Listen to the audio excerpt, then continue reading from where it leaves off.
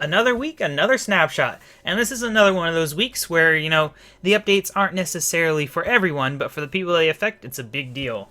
So first up, right here close to us, we have some glazed terracotta blocks. They've changed it so that whenever a slime block slides past them, they don't move, but it'll still pull them like that. I don't know if that's intended or not, but it is the case. It's only on the sides that it doesn't pull.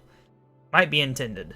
But as you can see, yeah, with other blocks, it will just pull it. This is the white terracotta block, because they have renamed hardened clay to terracotta, which I think just makes sense and is a lot easier to say than hardened clay. It's like, oh, hardened clay, it should be harder. Terracotta, it's its own thing. It can be whatever it wants. Yeah, I think that's a good change there. Now here we have a shulker. He's just here mostly to annoy me, but also because, as you can see, he does look a little different.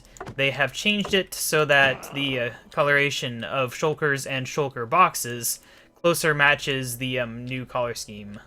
Guess you can't open them if they're under something. Didn't know that. Alright. Take that. New recipes unlocked. Now, a few other changes. So, they've added a little hints system. Yes, that's right, the game now has a tutorial. We won't see any of those because they're designed to be very unintrusive, and basically, the only way you're really going to see them is if you don't know what you're doing. Like, if you start the game up and you never played it before, and you don't move for a little bit, then it'll tell you to use WASD to move, and stuff like that. So, it's just really basic things. It's designed to where anyone who knows what they're doing should probably never see it. They're really emphasizing that, like it's a big deal that, oh no, you might see a tutorial message for a few seconds per world or something, I don't know.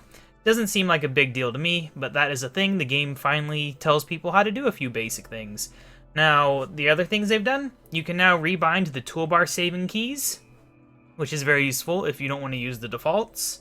They would obviously be in the normal tool, not toolbar, rebinding menu. Let's see. There's a new group thing for the recipes so that you can group recipes together. I don't know if that's actually does anything yet, but it's in the JSON format for the future at least. Now, they've also tweaked how command blocks work when they're like chained together, but there are glitches related to that, so maybe don't use the snapshot if you rely on chained command blocks.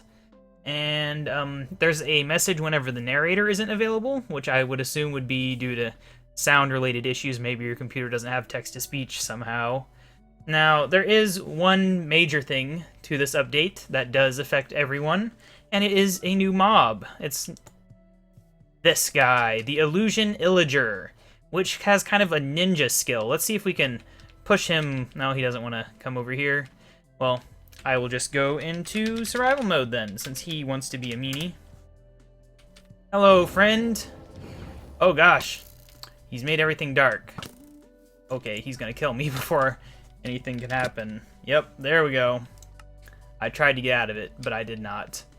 Well, anyway, that's a failure. Destroy the tree. Hey, look at that, we actually got one of the hints. Very nice. I'll just spawn a new illager right here. /summon, because I want to... Wait, that's not how you do it, is it? No, that is. Illusion Illager. I want to show off how they work, but he needs to actually use his skill. Please use your skill, man. Okay, there we go. He spawned... Well, it doesn't work so well with trees, but yeah, he spawns multiple ones, and only one of them is the real one, and so only one actually will hit you with an arrow, and only one of them can actually be murdered.